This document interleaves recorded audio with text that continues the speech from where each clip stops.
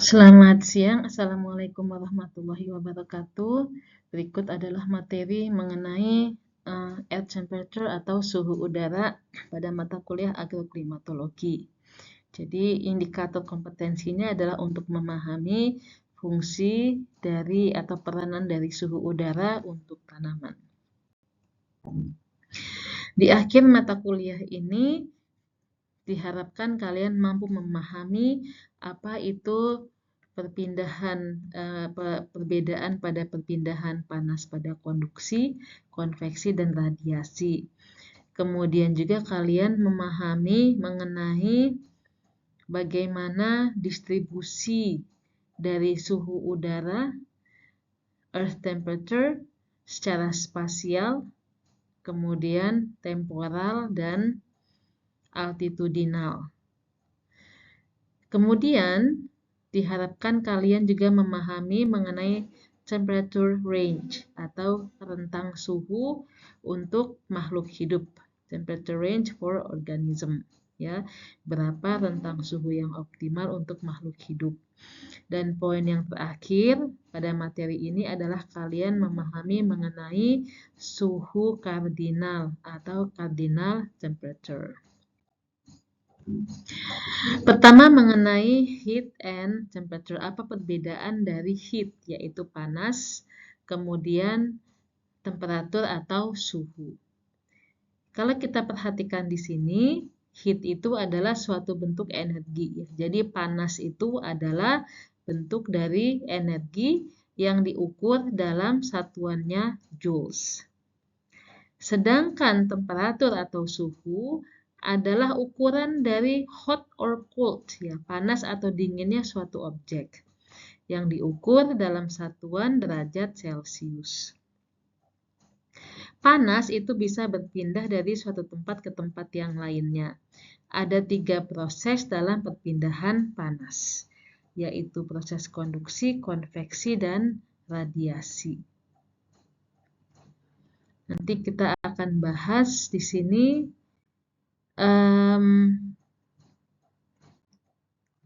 jadi bagaimana panas itu dipindahkan? How is heat transferred?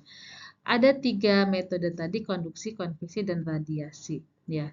Jadi kalau konduksi, ini contohnya ada benda padat, ya, ada benda padat.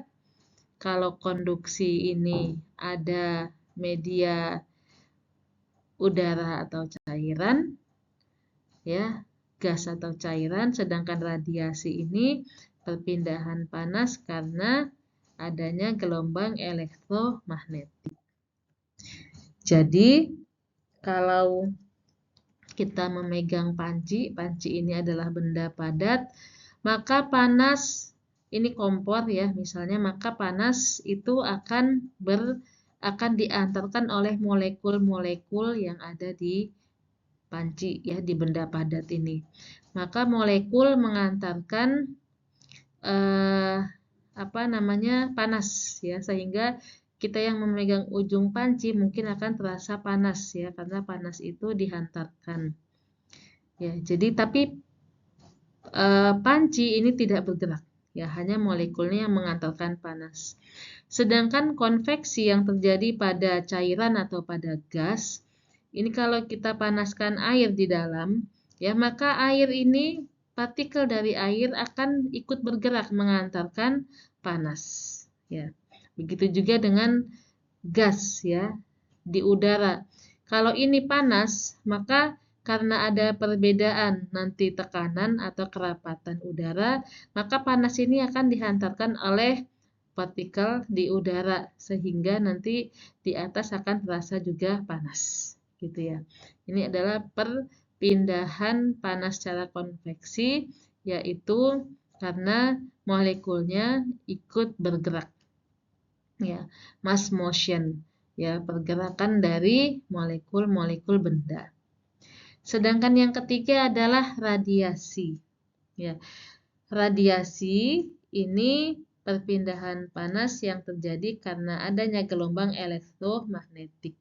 Jadi contohnya api unggun, ya walaupun kita berada beberapa meter dari api unggun, tapi kita tetap merasakan hangatnya.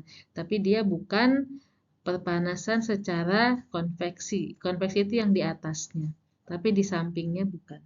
Seperti juga matahari ya.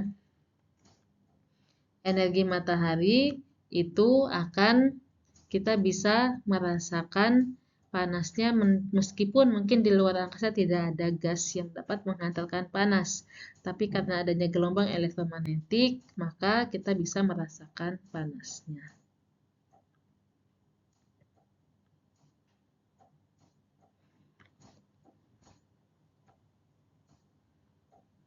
Ya maaf ini tadi ada yang terlewat slide-nya.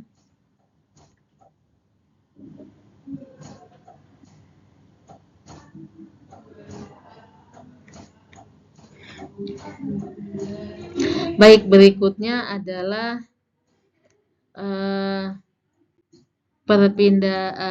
distribusi panas di bumi secara spasial ya. Kalau kita lihat di sini bahwa panas di bumi ya, suhu udara di bumi tahunan, rata-rata tahunan, annual itu tahunan, min adalah rata-rata.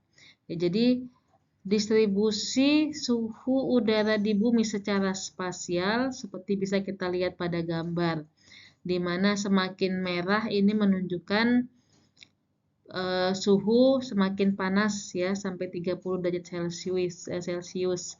Sedangkan semakin menuju ke kiri ini ya semakin warnanya ungu dan putih menunjukkan suhu yang semakin dingin sampai dengan minus 50 derajat Celcius.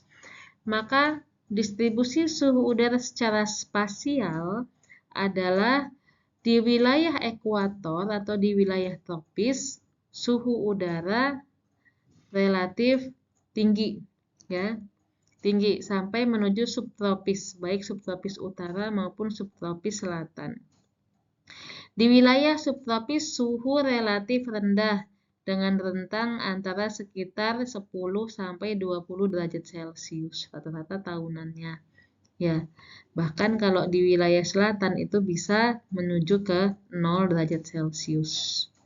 Oke, kemudian semakin menuju ke kutub, baik kutub utara maupun ke kutub selatan, suhu udara semakin rendah. Seperti kita lihat di sini ya, pada umumnya di wilayah kutub utara, suhu udara sampai sekitar minus 10 derajat Celcius ya, bahkan sebagian hampir minus 20 derajat Celcius.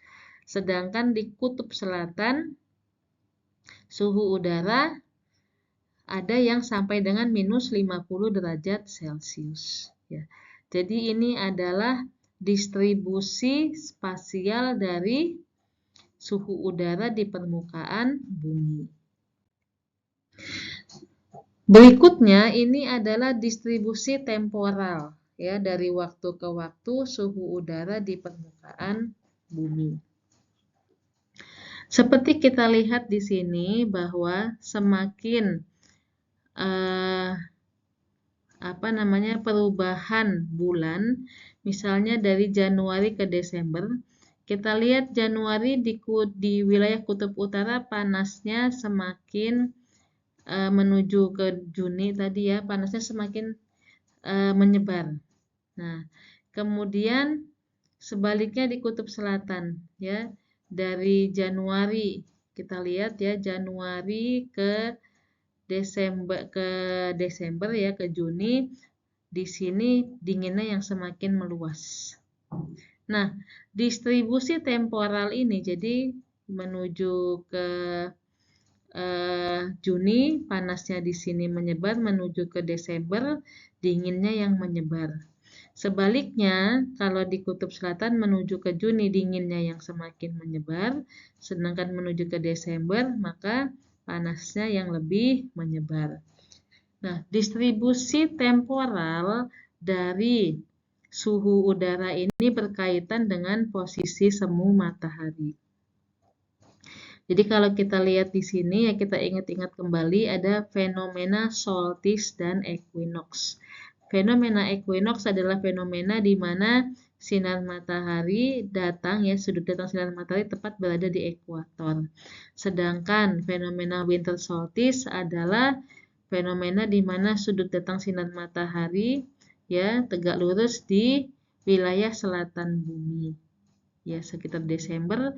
Kemudian sebaliknya pada bulan Juni summer solstice, sudut datang sinar matahari tepat berada di bagian utara bumi. Nah, kaitannya jika posisi semu matahari berada di selatan, maka selatan mengalami suhu yang lebih tinggi. Kapan itu? Desember. Nah, maka di sini kita lihat nanti bulan Desember itu akan lebih dingin. Sebaliknya menuju ke Juni nanti dia akan panas seperti ini. Ya, maka utara akan mengalami panas dan sebaliknya. Ya, pada Desember selatan mengalami panas sampai menuju ke Juni maka selatan mengalami dingin. Oke, jadi distribusi temporal dari suhu udara di permukaan bumi sangat tergantung kepada posisi semu matahari seperti ini. Ya. Jadi ini adalah pada saat bulan Maret dan September, di mana sudut datang sinar matahari tegak lurus tepat di ekuator. Nah, maka pada saat seperti ini antara panas di selatan dengan panas di utara itu relatif sebarannya relatif sama. Hukum Planck mengatakan bahwa semakin tinggi suatu tempat dari permukaan bumi, ya, semakin tinggi maka suhu akan berkurang. Tiap kenaikan 100 meter mdpl ya, 100 meter di atas permukaan laut, maka suhu akan turun 0,6 derajat Celcius.